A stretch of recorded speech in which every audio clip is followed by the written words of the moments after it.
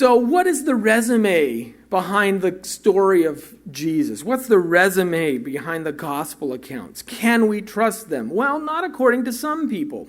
There's a book, and I have it on the chair over there, called The End of Christianity. It's put out by, it was edited by John Loftus, who's an atheist, and he got a collection of other atheist thinkers together and put together this essay, or this book, trying to show that Christianity is not going to stand. Christianity is on its way out. 2,000 years and we're done.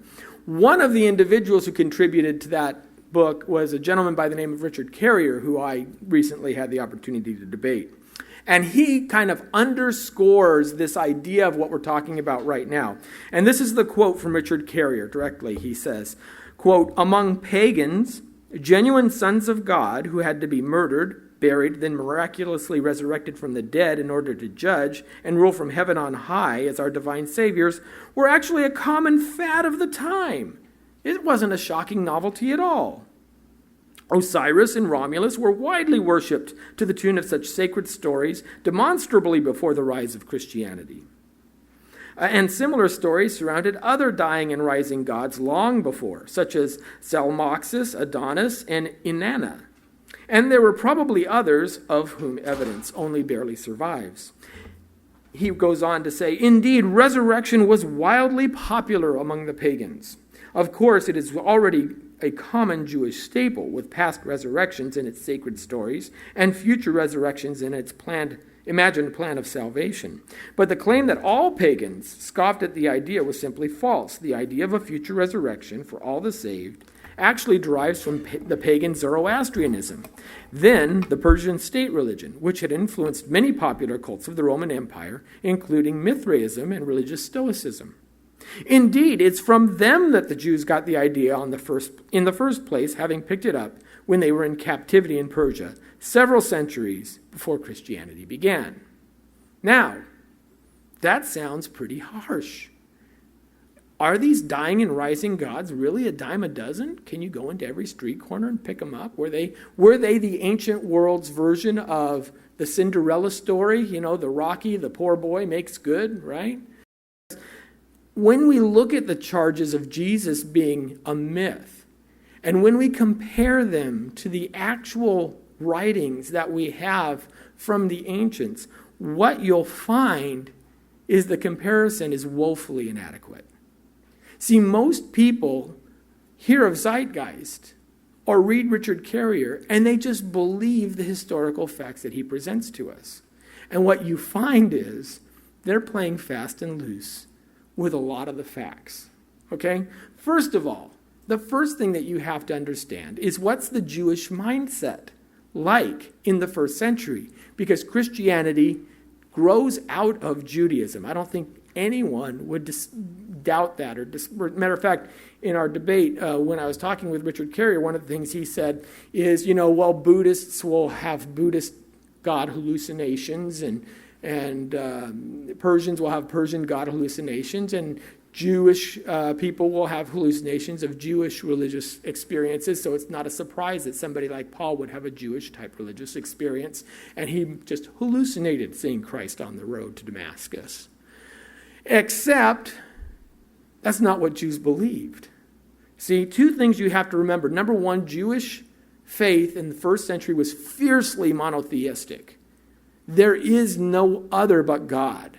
And anybody who you try to equate God's values or God's powers or God's stature to, you are committing the ultimate sin, blasphemy, and you should be stoned for it.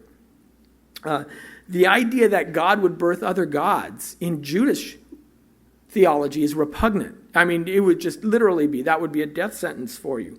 Remember, Paul, what was he doing on the way to Damascus? What was his whole point? He was killing Christians.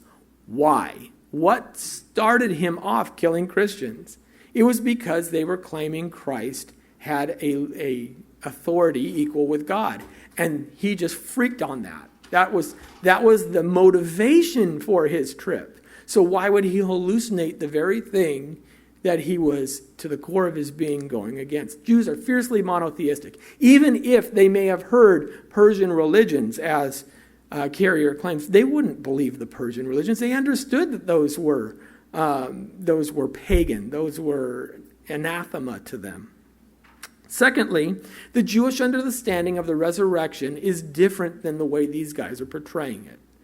All the Jews understood the resurrection to be an event that happens at the last day prior to judgment. Okay? The resurrection was always an end times future event. It wasn't a guy that was going to be resurrected now. And this is why Jesus had such a difficult time communicating with the apostles. If you remember, he started talking to them plainly about these things, right? And they didn't get it. Why didn't even when they ran to the tomb, they run away scratching their heads. The key to this, if you look at John chapter 11, verse 24, Jesus is going to raise Lazarus from the dead. Remember? And Martha comes up to him, Lord, Lord, if you would have been here, if you only would have been here, we would have you would have saved him. Oh, don't worry, Martha. Lazarus will be raised again. Yes. And what does she say in verse 11, 24? Yes, I know on the last day he'll be raised again. See, that was the Jewish mindset. Yeah, he's not going to be resurrected now. We got to wait till the end of time before that happens. And Jesus had to say, no. This is interesting from the fact that sometimes we look at the resurrection of Lazarus as just one of those things that Jesus does to kind of move his thumbprint and say, hey, I'm the Messiah. But the resurrection of Lazarus was key in the fact that he was trying to underscore that resurrection can happen now. And they had Jairus' daughter, and there were other things like this that had happened. But Jesus is really underscoring the concept of resurrection. So, the idea that the Jew would grab onto any of these ancient myths and incorporate them into the Jewish faith is to me, absurd. It just doesn't make sense.